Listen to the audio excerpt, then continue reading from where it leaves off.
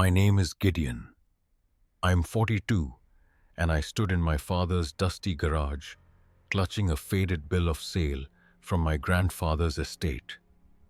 He laughed loud and sharp, calling it a pile of junk. His words cut like they always did, dragging up years of being dismissed. I stayed silent, my eyes locked on the bill's serial number, 7 digits that felt heavier than they should. Something in me stirred, a quiet defiance. I folded the paper, slipped it into my pocket, and walked out. Ever held on to something you couldn't explain? Stick around. I sat at my kitchen table, the bill of sale smoothed out under a flickering bulb. The serial number stared back 7 digits, scratched in faded ink like a code I wasn't meant to crack. My fingers hovered over it, tracing the edges as if touching it could pull something solid from the haze of my father's laughter. Marjorie shuffled in her slippers, scuffing the linoleum, and leaned against the counter. Her eyes flicked to the paper, then to me, her mouth tightening in that way it did when she thought I was chasing shadows. "What's with the old paper?" she said, her voice flat like she was already tired of the answer. I didn't look up. "It's from Grandpa's estate. Might be something." She snorted soft but sharp and crossed her arms. "Might be something, Gideon. It's junk. You heard your dad. Why are you wasting time on this?" My jaw tightened, but I kept my eyes on the bill. Her words stung, not because they were new, but because they echoed him. Always the same refrain. I was reaching for something that wasn't there. I wanted to snap back to tell her she didn't get it, but the words caught in my throat. Arguing never changed anything. Instead, I pulled my laptop closer, the screen's glow casting shadows across the table. My fingers typed the serial number into the search bar, each keystroke deliberate, like I was defying her doubt. The results loaded slowly, my cheap internet stuttering. A forum post popped up, buried in some vintage motorcycle thread. My pulse quickened. The number matched a 1965 Triumph Bonneville, a model collectors drooled over, worth thousands if you could prove its pedigree. I leaned closer, scanning the details: limited run custom frame, a machine built for speed and stories.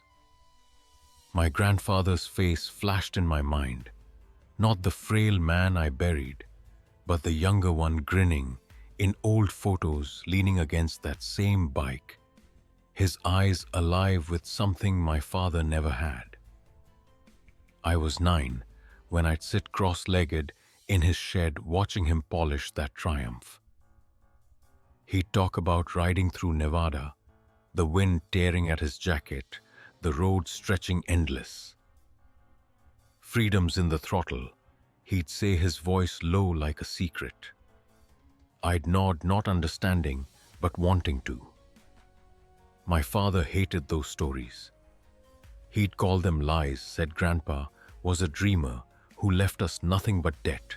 But I remembered the way Grandpa's hands moved over the bike, careful, like it was more than metal, like it was part of him. Marjorie was still standing there, watching me. "You're not seriously thinking that's worth something, are you?" she said, her tone sharper now.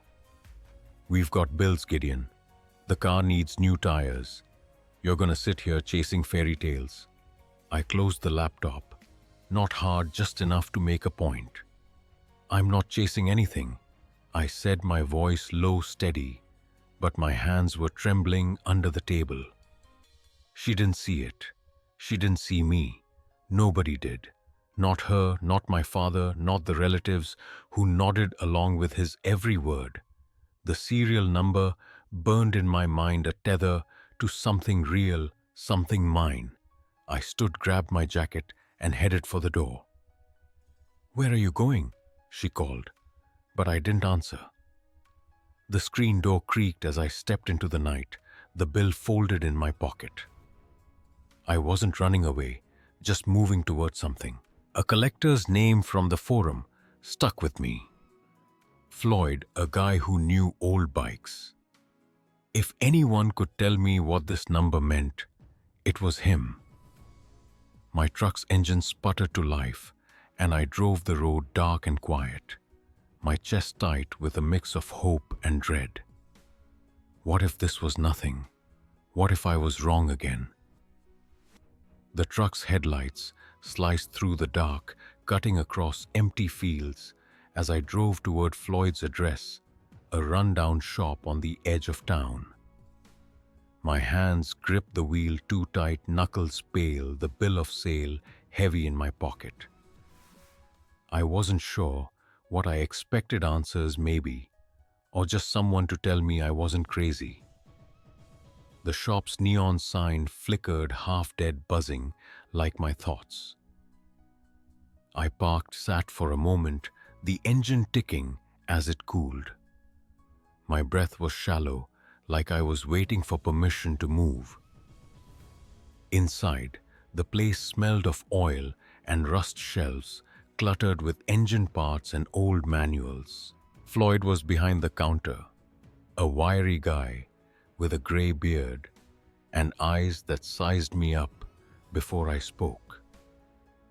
I pulled out the bill, unfolded it carefully, and slid it across the counter. His fingers, stained black, picked it up, squinting at the serial number. Triumph, Bonneville. Huh, he said, voice gravely, like he'd smoked too much. 65 model, if this is legit. Rare as hell. You got the bike? I nodded, my throat tight. It's in my dad's garage. Rusted, but it's there. He leaned back, crossing his arms. Frame's probably shot. No papers, no value. You got anything else to prove it's the real deal? I shook my head, feeling the weight of his doubt settle in my chest. Just that. And some stories my grandpa told me. Floyd snorted a sound that felt too familiar. Stories don't sell bikes, kid. Collectors want logs, receipts, proof. This bill's a start, but it's thin. He tapped the paper, his nail leaving a faint smudge. I'd need to see it. Could be worth a couple grand, maybe more. Or nothing, if it's a fake. My stomach twisted. A couple grand was more than I'd hoped, but his tone said he didn't believe it. I wanted to tell him about Grandpa's rides, the way he'd talk about the desert air, but I swallowed it. Words like that didn't mean anything here. I leaned forward, elbows on the counter, trying to keep my voice steady. Can you check the number? See if it tracks. Floyd tilted his head, studying me like I was a part he couldn't place. I can run it through some databases. Got contacts who know the old Triumphs. But it'll cost you. Time ain't free. How much, I asked already, dreading the answer. 200 to start. More if I find something. He paused, waiting for me to flinch. I didn't have 200, not really. The car needed tires, like Marjorie said, and the electric bill was already late. But I saw my father's face, his laugh ringing in my ears, and I reached for my wallet. Do it, I said, sliding the cash across. My hands didn't shake this time, but my chest felt hollow, like I was betting more than money. Floyd pocketed the cash, his smirk faint but there. All right. Come back in a week. I'll see what I can dig up. He turned away, already flipping through a ledger, dismissing me without another word. I stepped outside, the night air cold against my face. The bill was still in my pocket, a copy I'd made before handing it over. I didn't trust Floyd, not yet. My phone buzzed, Marjorie probably wondering where I was. I let it go to voicemail. The road stretched dark ahead and I drove home, the serial number looping in my mind like a challenge. I wasn't done. Not even close. Floyd's smirk, Marjorie's doubt, my father's voice. They were all pushing me, and I was starting to push back. I pulled into the diner's parking lot, gravel crunching under my tires, the bill of sale tucked inside my jacket, like a secret I wasn't sure I could trust. Floyd had texted me to meet him here, saying he had news. The neon sign buzzed above the entrance, casting a sickly glow over the cracked asphalt. My stomach churned, not from hunger, but from the weight of what I'd started. I'd handed over $200 I didn't have, and Marjorie's last voicemail was still unanswered, her voice sharp with frustration. I pushed through the diner's glass door, the bell jangling too loud. Floyd was in a corner booth nursing a coffee, his fingers drumming on a manila folder. He didn't look up as I slid into the seat across from him. The air smelled of burnt toast and grease, and the hum of the jukebox felt like it was mocking my nerves. I waited, my hands clasped tight under the table, my wedding ring digging into my finger. "Check the serial number," Floyd said finally, his voice low, like he was weighing every word. "Your bike's legit. A '65 Triumph, Bonneville racing pedigree. Could fetch 10 grand, maybe more, if you've got the frame, and it's not too far gone." He slid the folder toward me, his eyes narrowing. "But I'll give you 500 for that bill right now. Cash." I stared at the folder, my pulse thudding in my ears. 10 grand. More than I'd imagined. Enough to fix the car, pay the bills, maybe even quiet Marjorie's complaints for a while. But Floyd's offer felt wrong, like a hook hidden in bait. His smirk was gone, replaced by a calculating glint, like he knew I was strapped and thought he could lowball me into folding. I opened the folder, scanning the printouts, serial number records, auction listings, a grainy photo of a bike like mine crossing a finish line decades ago. My grandfather's bike. My chest tightened, not with pride, but with something heavier, like I was holding his life in my hands. "Why just the bill?" I asked, my voice steady, despite the knot in my gut. "If the bike's worth that much, why not ask to see it?" Floyd leaned back his chair, creaking. "Papers easier to move. No hassle, no questions. You look like you need the money." His eyes flicked to my worn jacket, my scuffed boots, like he'd already sized up my bank account. I didn't answer right away. My fingers brushed the bill in my pocket, the copy I'd kept. I didn't trust him, not with that look, not with the way he dangled cash like a test. Before I could respond, my phone buzzed again. I glanced at the screen, my father. My jaw clenched. I let it ring, but his voice was already in my head, laughing, calling it junk. I silenced the call, but the diner's noise felt louder, pressing in. "I'm not selling," I said, looking Floyd in the eye. "I want to know what it's really worth." He shrugged, but his mouth twitched, like he'd expected resistance but didn't like it. "Suit yourself. But you'll need more than that bill to prove it's authentic. Collectors don't pay for dreams." He sipped his coffee, dismissing me, but I felt the shift. He wasn't in control anymore. I stood grabbing the folder, my chair scraping the floor. The bell jangled again as I stepped outside, the cold air hitting my face. My phone buzzed, once more, a voicemail this time. I played it, holding my breath. My father's voice crackled through, sharp and demanding. "Gideon, you better not be messing with that junk. We need that money for family debts. Sell it or you're cut off." The line went dead, and I stood there, the folder heavy in my hand, his words sinking in like a blade. The folder felt heavier than it should, its edges digging into my palm as I stood frozen in the diner's parking lot. My father's voicemail looped in my mind, his voice slicing through the quiet night, demanding I sell what wasn't his to claim. I wanted to call him back to tell him he had no right, but my fingers wouldn't move to the screen.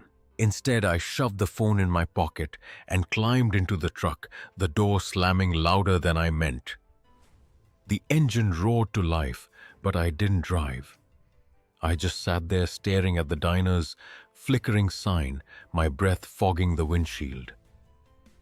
Marjorie's car was in the driveway when I got home, the porch light casting long shadows across the lawn.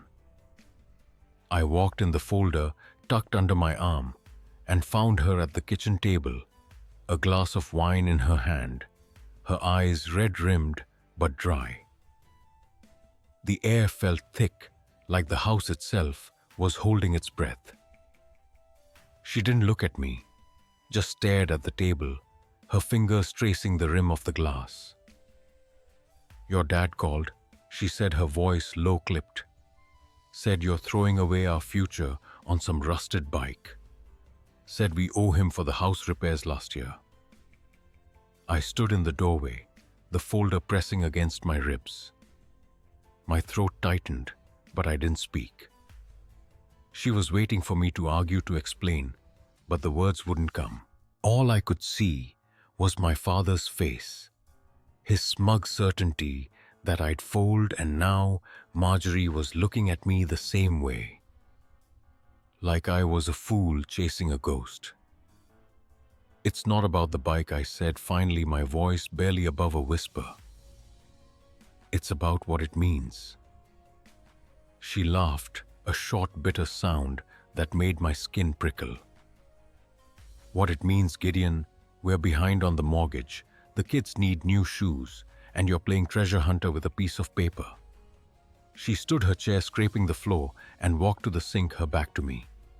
"Your dad's right. You need to sell it." Her words landed like stones, each one heavier than the last. I wanted to tell her about the triumph, about the 10 grand Floyd mentioned, about the life my grandfather poured into it. But her shoulders were rigid, her silence louder than any argument. She didn't want to hear it. She'd already decided I was wrong. I set the folder on the table, the papers fanning out, and her eyes flicked to it, then away like it was nothing. I turned to leave, my boots heavy on the floor, but her voice stopped me. "I talked to Thelma," she said, and my blood went cold. "The collector. She called the house, said she's interested, but you're being stubborn. Why didn't you tell me there's real money in this?" I froze, my hand on the doorknob. Thelma. How did she even know? To call Floyd must have tipped her off, playing both sides, stirring the pot. My chest tightened, not with anger, but with something worse, a sinking feeling that I was losing control. Marjorie turned, her eyes searching mine, but it wasn't concern I saw. It was expectation, like she was waiting for me to fix this, to make it right for her, for us, for my father. "I'm handling it," I said, my voice flat, but my pulse was racing. I walked out the door, clicking shut behind me.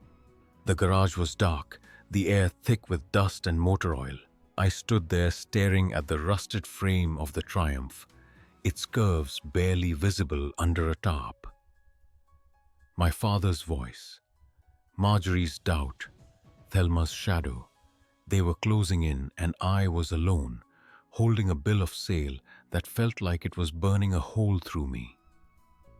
The night was heavy, the kind of dark that presses against your skin. I stood outside my father's garage, the key cold in my hand, my breath catching in the chill. Marjorie's words still burned, her talking to Thelma, siding with my father, expecting me to sell. I couldn't face her, not yet. The garage door creaked as I slipped inside, the smell of rust and old wood hitting me. The Triumph's frame sat under its tarp, a shadow in the corner, but I wasn't here for it. Not tonight. I needed more. I moved quietly, my flashlight beam cutting through the gloom, picking out stacks of boxes, tools, and junk my father never threw out. My hands shook, not from the cold, but from the weight of what I was doing, sneaking into his space, chasing a hunch I couldn't explain. I knelt by a sagging shelf, pulling out a cardboard box labeled in my grandfather's tight scrawl.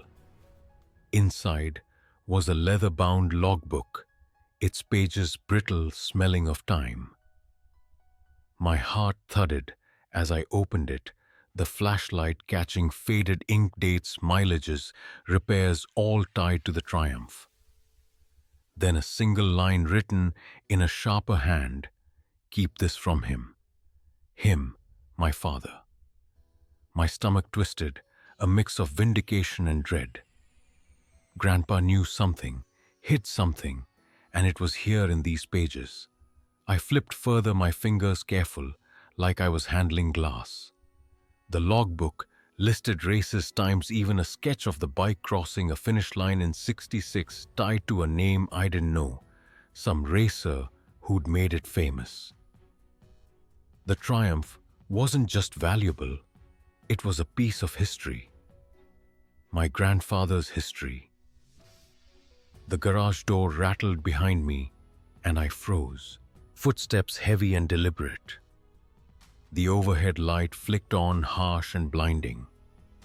My father stood there, his face a mask of fury, his work boots planted like he owned the ground beneath me. "What the hell are you doing?" His voice was low, dangerous, like a wire-pulled taut. I stood, the logbook in my hands, my pulse hammering. Looking for answers, I said, my voice quieter than I meant, but it didn't waver. "Answers." He stepped closer, his eyes on the book, his jaw tight. "You're stealing from me now, sneaking around my house like a damn thief." His voice rose, each word a jab, and I felt it, years of his control, his dismissal crashing into me. "You knew," I said, the words slipping out before I could stop them. "You knew what this bike was worth. Why'd you lie?" My hands gripped the logbook, its weight anchoring me, but my chest was tight, like I couldn't breathe deep enough. His face changed, not softening, but twisting, like I'd caught him in something he thought he'd buried. "You don't know what you're talking about," he said, but his voice cracked just for a second. "That bike's nothing. You're nothing, if you think it's gonna save you." The words hit harder than I expected, slicing through the thin wall I'd built to keep him out. I wanted to shout, to throw the logbook at him, to make him see. But I stood there silent, my throat burning, the flashlight still in my hand, its beam shaking against the floor. He stepped closer, his shadow swallowing mine, and I knew this wasn't over. His shadow loomed, swallowing the dim light, and the garage felt smaller, the air too thick to breathe. My father's eyes bored into me, the logbook trembling in my grip, its pages creasing under my fingers. I wanted to speak, to throw his lies back at him, but my voice was gone, stuck somewhere deep, where anger and hurt tangled. He stepped closer, his breath heavy with coffee and spite, and snatched the book from my hands. The motion was quick, final, like he was reclaiming something I had no right to touch. "You think you're smarter than me?" he said, his voice low, venomous. "You think you can dig up the past and make something of it? That bike's mine, always was." He flipped through the logbook, his fingers rough, tearing a corner of a page. My chest burned, but I didn't move. I couldn't. His words weren't just about the bike, they were about me, about every time I tried to stand up and he'd pushed me down. He stopped on the page, with Grandpa's note, his eyes narrowing. "Keep this from him," he read aloud, his voice mocking, twisting the words into something ugly. Your precious grandpa thought I was nothing too. You're just like him, chasing dreams that don't pay. He tossed the logbook onto a workbench, the thud echoing in the silence. I stared at it, the torn page catching the light, and something in me cracked, not loud, but deep, like a bone giving way under too much weight. You knew, I said again, my voice barely audible, shaking with something I couldn't name. You knew it was worth something, and you hid it. From him, from me. My hands clenched nails, digging into my palms, but I didn't step forward. I couldn't. The truth was there, in the logbook in his face, and it was worse than I'd imagined. He hadn't just dismissed the bike he'd buried. It buried Grandpa's life to keep me small. His laugh was short, bitter, like he was spitting out the taste of my words. Worth something. It's a rusted frame, Gideon. You're delusional, just like he was. You think you're gonna get rich? You're gonna lose everything. Your wife, your house, your family. For what? A dead man's junk.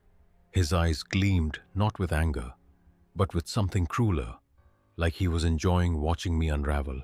I wanted to grab the logbook to run, to do anything but stand there, but my feet were rooted, my body heavy with the weight of his words.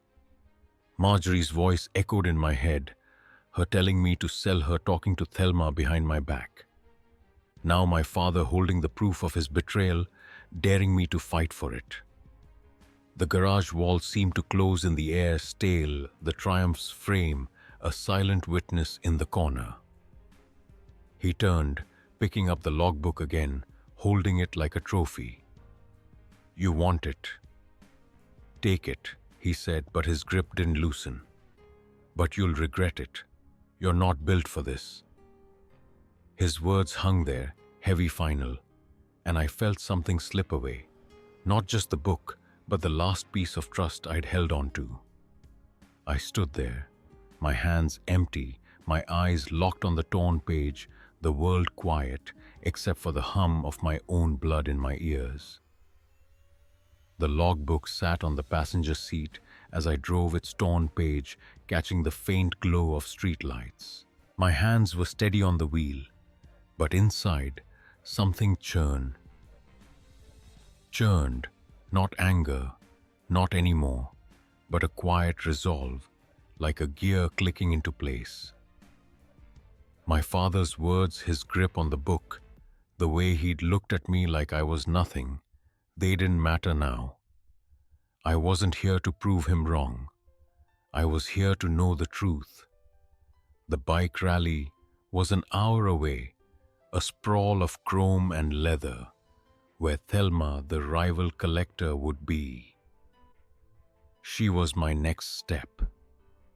The rally grounds were alive with noise engines, revving voices, shouting over a tinny speaker, playing old rock. I parked at the edge, the logbook tucked under my jacket, my boots sinking into the muddy field.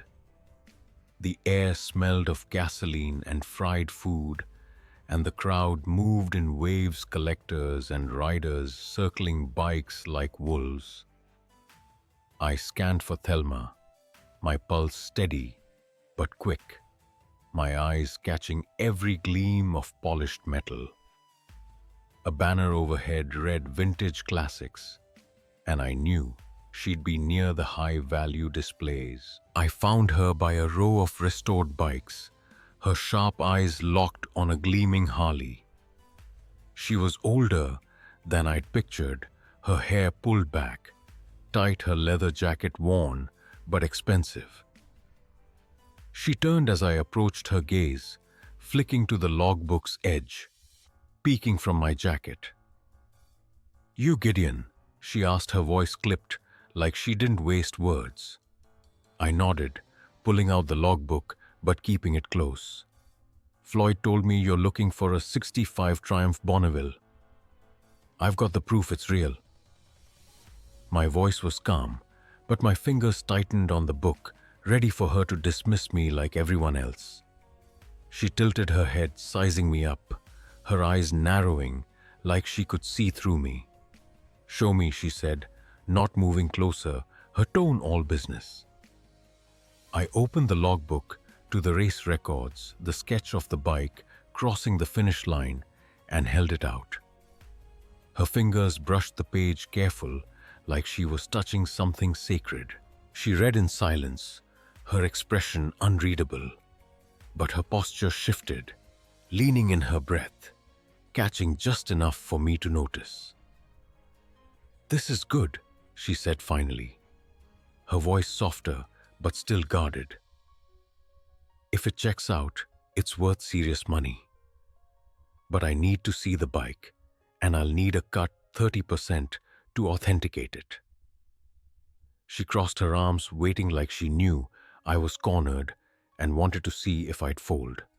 30% was steep, more than I could stomach, but her eyes told me she wasn't bluffing. I didn't answer right away, my mind racing through the numbers. 10 grand, maybe more, minus her cut, minus the cost of proving it. My savings were thin, Marjorie's patience thinner, but this wasn't about money anymore. It was about taking something back, something my father tried to bury. I met her gaze, my jaw set. "I'll think about it," I said, closing the logbook. "But I'm not selling yet." Her lips twitched, not quite a smile, like she respected the pushback but didn't trust it. "Don't wait too long," she said, turning back to the Harley. "Bikes like that don't stay hidden." I walked away, the logbook heavy against my chest, my steps firmer than they'd been in weeks. I wasn't done. I was just starting. The rally's noise faded as I walked toward the edge of the field, the logbook still pressed against my chest. Thelma's offer hung in the air, 30% clawing at my thoughts. But it wasn't her words that drove me now. It was the weight of the book, the proof of something my father tried to erase. I needed more than her appraisal. I needed someone who knew the bike's story, not just its price. My phone buzzed in my pocket, but I ignored it. Marjorie, my father, they could wait. This couldn't. I'd found a name in the forum threads last night. Leona, a retired mechanic who'd worked on Triumphs back in the day. She lived nearby in a small town off the highway. The drive was quiet, the road winding through fields dotted with rusted silos. My hands were steady, but my mind churned, piecing together what I'd say. Leona's shop was a low brick building, its sign faded but proud, proclaiming custom rides since '59. I parked the logbook in hand and stepped inside. The shop was cluttered, but clean tools hung in neat rows, the air sharp with metal and polish. Leona was at a workbench, her gray hair tied back, her hands steady as she adjusted a carburetor. She looked up, her eyes sharp like she could read me before I spoke. "You the guy about the Bonneville?" she asked, wiping her hands on a rag. I nodded, setting the logbook on the bench. It was my grandfather's. "I've got records, races, a sketch. I need to know if it's real." My voice was calm, but my fingers tapped the book's cover, betraying the urgency I didn't want to show. She opened it, her movements careful, her eyes scanning the pages with a reverence I hadn't expected. "This is detailed," she said, her voice low, almost to herself. "Your grandfather, he raced this. I worked on a '65 Triumph for a guy named Ray back in '66. Same model, same mods." She paused, her finger on the sketch. "Your dad tried to sell it once, you know. Ray shut him down, said it wasn't his to sell." My breath caught, not loud, just a hitch in my chest. My father again, always there, always taking. What happened? I asked, my voice tighter than I meant. Leona leaned back, her eyes meeting mine. Ray kept it. Said it was his legacy, not your dad's. Your dad was furious, but he backed off. That bike was Ray's heart. She closed the logbook, sliding it back to me. If this is that bike, it's worth restoring. Not for money, for him. Her words landed heavy, not like a revelation, but like a door opening. I saw my grandfather's grin, his hands on the throttle, the road stretching out. This wasn't about my father's lies or Marjorie's doubts. It was about finishing what Grandpa started. I looked at Leona, my jaw set. I'm restoring it. I said the words solid, final. Can you help? She studied me, then nodded, a faint smile breaking through. I can guide you, but it's your work. Bring it here tomorrow. I left the shop, the logbook under my arm, the rally's distant roar fading. I didn't need Thelma's cut or my father's approval. I was building something, and for the first time, it felt like mine. I stood by my truck, the key in my hand, and knew I wasn't going back. The Triumph's frame sat in Leona's shop, its rust-streaked curves catching the morning light through a grimy window. I'd hauled it here at dawn, the trailer rattling behind my truck, my hands steady, but my stomach knotted. Every bolt I tightened, every piece I cleaned, felt like a step away from my father's shadow. But the cost was piling up: new parts, Leona's time tools I didn't own. My bank account was bleeding, and I hadn't told Marjorie. I couldn't. Not after her last words, her telling me to sell. I was scrubbing corrosion off the gas tank when my phone buzzed on the workbench, the screen lighting up with Marjorie's name. I let it ring, my hands still moving, the wire brush scraping metal. The voicemail chime followed, but I didn't listen. I knew what she'd say, more about the bills, the kids, how I was choosing the bike over her. I kept working, the rhythm of the brush, drowning out the silence she'd left behind. Leona glanced over, her eyes catching mine for a moment before returning to her own work. She didn't ask about the call, but her quiet said enough. I liked that about her. No prying, just presence. The shop's radio played low, some country song about losing everything, and I felt the irony settle in my bones. I wasn't losing everything, not yet, but the edges of my life were fraying, and I could feel it. When I got home that evening, the house was too still. Marjorie was in the living room, her arms crossed, a stack of bills on the coffee table like a silent accusation. She didn't look up as I walked in, my hands still smelling of grease. Your dad called again, she said, her voice flat, like she was reading a script. He's telling everyone you're wasting our money on that bike. Aunt Doreen called too. She's worried we're gonna lose the house. I stood in the doorway, my work boots leaving faint dirt marks on the floor. My chest tightened, not with anger, but with something heavier, like the air itself was pressing me down.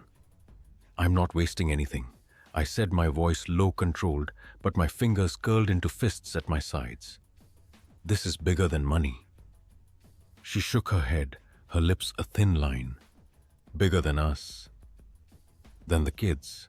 Her eyes met mine, sharp and tired, like she was seeing someone she didn't recognize.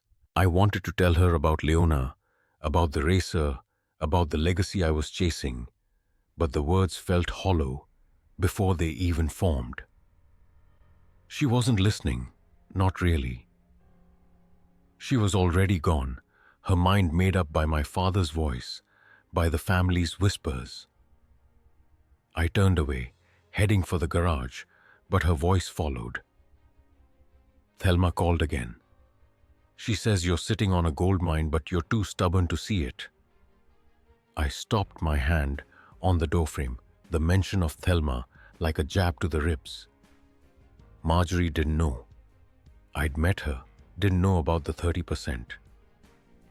But she knew enough to twist the knife to make me feel like I was failing her all over again.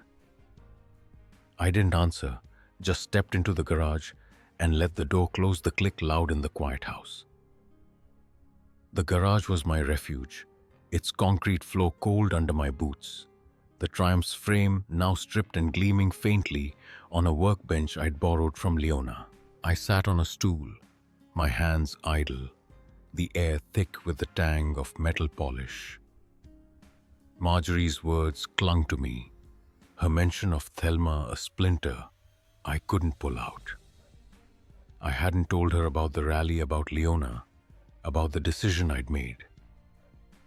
She didn't know I was pouring our savings into this, and I wasn't ready to face what that meant. My phone lit up a text from Thelma buyer lined up. 15K. Don't wait. I stared at it, my thumb hovering over the screen, but I didn't reply. Selling felt like giving up, like letting my father win, letting Marjorie's doubts prove true. I set the phone down, its glow fading, and picked up a wrench instead, tightening a bolt on the frame. The motion was steady, deliberate, but my chest felt hollow, like I was building something only to watch it slip away. The front door creaked open, and I tensed, expecting Marjorie, but it was a delivery. A legal envelope, thick and official, left on the porch. I tore it open, my hand steady, but my pulse uneven. A notice from a lawyer named Doreen, claiming my father had a stake in the Triumph tied to a debt from years ago when he'd stored it. He was demanding half its value, or he'd take me to court. My vision blurred, not with tears, but with a cold, sinking weight.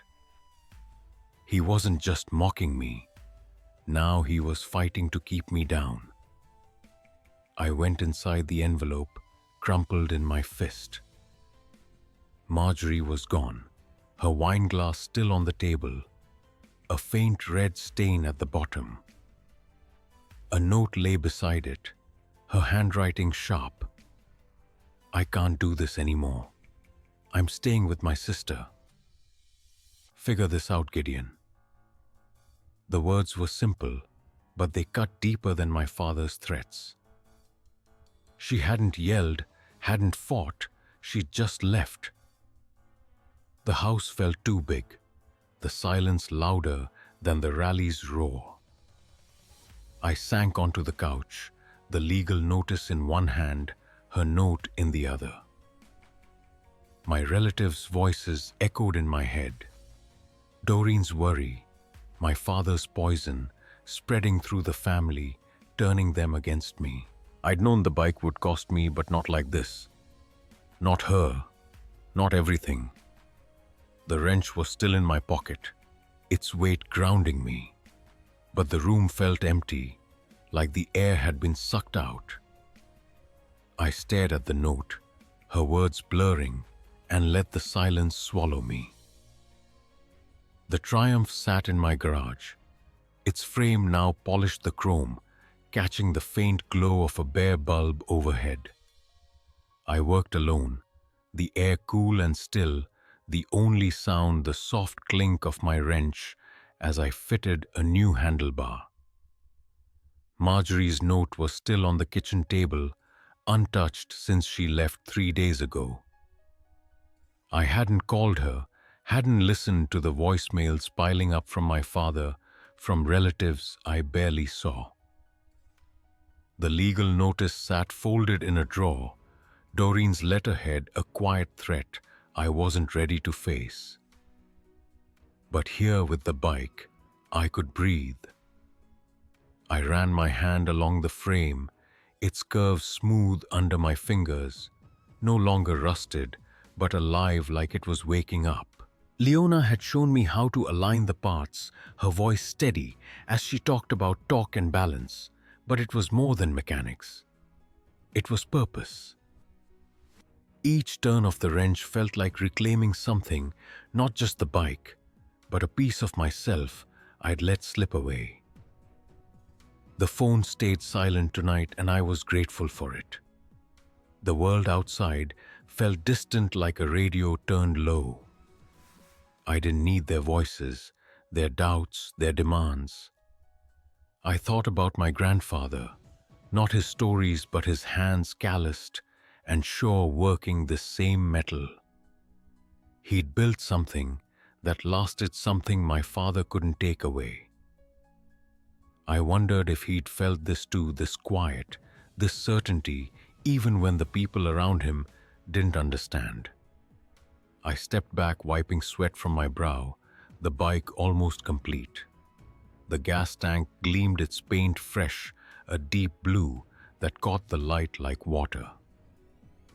I hadn't planned to keep it, not at first, but now I wasn't sure I could let it go. Thelma's text about a buyer lingered in my mind, 15,000, a number that could fix so much bills, debts, maybe even Marjorie's trust. But selling felt like giving up, like letting my father's shadow win. I sat on the garage floor, my back against the wall, the wrench resting on my knee. The house was empty, the kids with Marjorie at her sister's, the silence heavier than I'd expected. I didn't feel alone though, not exactly. The bike stood there, a testament to something I'd done, something I'd chosen. My eyes traced its lines, and for the first time in weeks, my shoulders eased, the weight lifting just enough to let me sit still. I stood, my knees stiff from the cold garage floor, and walked to the Triumph. The wrench lay where I'd left it, its weight familiar in my hand. I tightened a final bolt on the seat, the metal clicking into place, solid and sure. The bike was nearly whole now, its engine ready to turn over, its tires new and black. I didn't need to ride it yet. I just needed to see it finished, to know I'd brought it back from nothing. The legal notice from Doreen still sat in the drawer, my father's claim like a shadow I couldn't shake. I'd paid her to fight it, draining what was left of my savings, but the money didn't matter as much as it used to. Marjorie's absence was a different kind of debt, one I couldn't pay off. Her note was still on the table, its edges curling, but I didn't read it again. I knew what it said, what it meant. She was gone, and I wasn't chasing her back. Thelma had called twice today, her messages curt, pressing for a sale. I hadn't answered. The buyer she'd found was real, the money enough to start over. But every time I thought of letting the bike go, my chest tightened, not with fear, but with something quieter, like losing a piece of myself. I walked to the garage door, pushing it open to let the night air in. The stars were sharp, the kind my grandfather used to point out when I was a kid, telling me they were brighter on the road. I pulled my phone out, scrolling to Thelma's number. My thumb hovered, then stopped. Instead, I opened a new message and typed to Leona. "It's ready. Can we test it tomorrow?" I hit send, the screen dimming in my hand. The reply came quick. "Bring it at dawn." I slipped the phone back in my pocket, my eyes on the bike. I'd ride it first, feel its weight under me, the way my grandfather had. Not for him, not for Marjorie, not to prove anything, just for me. The house was still behind me, its silence no longer heavy, but open like a space I could fill. My relatives hadn't called in days, their voices fading into the background. My father's threats, his laughter, they were there, but they didn't reach me anymore. I stepped back to the bike, my hand resting on the handlebar, the chrome cool under my palm. Tomorrow, I'd ride. Not to escape, but to arrive. I closed the garage door, the latch clicking soft, and stood in the dark, the bike's silhouette steady beside me. The Triumph roared under me as I took it down the county road at dawn, the engine's hum steady alive like a pulse I'd forgotten I had. Leona had watched me start it, her nod quick but approving, before I rolled out of her shop. The air was crisp, cutting through my jacket, and the horizon stretched wide fields gold under the rising sun. I didn't push the bike hard, just let it carry me the throttle. Smooth the world quiet, except for the low growl beneath me. For the first time in months, my hands didn't shake. I'd sold the bike 3 weeks ago to a man named Gideon, same as me. A coincidence that felt like a nod from somewhere else. He'd stood in Leona's shop, his eyes tracing the Triumph's lines, and told me stories of racing with my grandfather in the 60s, their tires kicking up dust on back roads. He paid 60,000 more than I'd dreamed enough to clear the mortgage, the lawyer's fees, the debts that had clung to me like damp rot. I didn't feel rich, just unburdened, like I could stand straight again. Now I lived in a small apartment, a 1-bedroom with bare walls, and a single chair by the window. The kids' toys were gone, packed up with Marjorie when she moved to her sister's for good. I saw them on weekends, their laughter filling the empty spaces when they visited, but the quiet returned when they left. I didn't mind it. The silence wasn't heavy anymore. It was mine, a space I'd carved out, not borrowed or owed. I drove to my father's house that morning, not to fight, but to finish something. The logbook was in my bag, its pages worn but whole, the torn corner taped back together. His driveway was empty, his truck gone, but the garage door was unlocked. I stepped inside, the air still thick with dust, and set the logbook on his workbench right where he'd thrown it that night. No note, no words, just the book, its weight saying everything I didn't need to. I walked out the door, clicking shut behind me, and didn't look back. Back at my apartment, I stood at the window, coffee cooling in my hand. The street below was quiet, just a delivery truck idling at the corner. I thought about Marjorie, about the conversation we'd had last week. She'd met me at a diner, her eyes softer than before, but distant. We didn't yell, didn't blame, just talked like two people who'd once known each other well. She was staying with her sister, starting over, and I nodded, my throat tight, but my voice steady. We parted with a handshake, her fingers cool against mine, and I felt the door between us close, not with anger, but with clarity. I set the coffee down, my eyes catching the bolt on my keychain, a small piece of the Triumph I'd kept. It gleamed faintly, a reminder of what I'd built, what I'd let go. I wasn't the man I'd been, not the one who stood silent in my father's garage, not the one who let doubts bury him. I picked up the keys, the bolt heavy against my palm, and stood still, the morning light slanting across the floor. The apartment was small, but it was enough. I moved through it with purpose, now my steps lighter on the worn carpet. Morning started with coffee at the window, watching the street wake up, delivery trucks rumbling past, kids biking to school. I'd taken a new job, nothing fancy, just steady work at a warehouse, sorting inventory, driving a forklift. The pay covered rent, groceries, and a little left over for the kids when they came by. It wasn't the life I'd planned, but it fit like a jacket broken in over time. I thought about the Triumph, often not with regret, but with a quiet pride. Selling it hadn't erased what it meant, it had freed me to move forward. The money was gone, swallowed by debts and a new start, but the bolt on my keychain stayed its weight, a reminder of what I'd done. I'd built something from nothing, not for my father, not for Marjorie, but for myself. That was enough. I saw my father once after leaving the logbook. He didn't mention.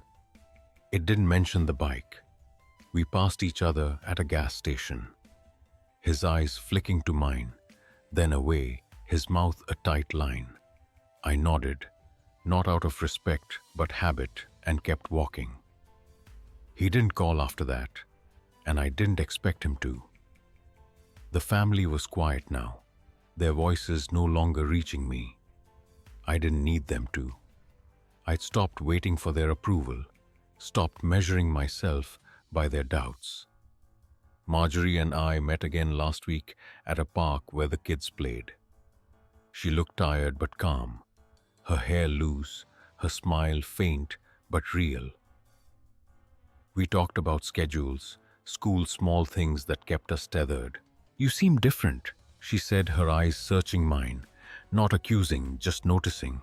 I shrugged my hands in my pockets, the bolt clicking against my keys. "I'm just me," I said and meant it. We didn't fix what was broken, but we didn't need to. We were two people moving on, no anger left to carry. The serial number on that bill of sale led me to more than a bike's value. It showed me what I could do when I stopped listening to the noise, my father's laughter, Marjorie's doubts, the family's judgment. I'd spent years carrying their weight, thinking it was mine. Now I carried only what I chose.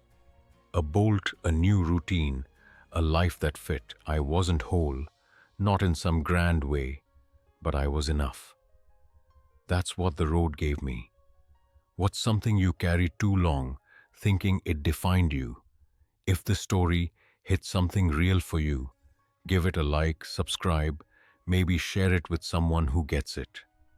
Thanks for listening, for staying with me through this. I'll be here telling another truth when you're ready.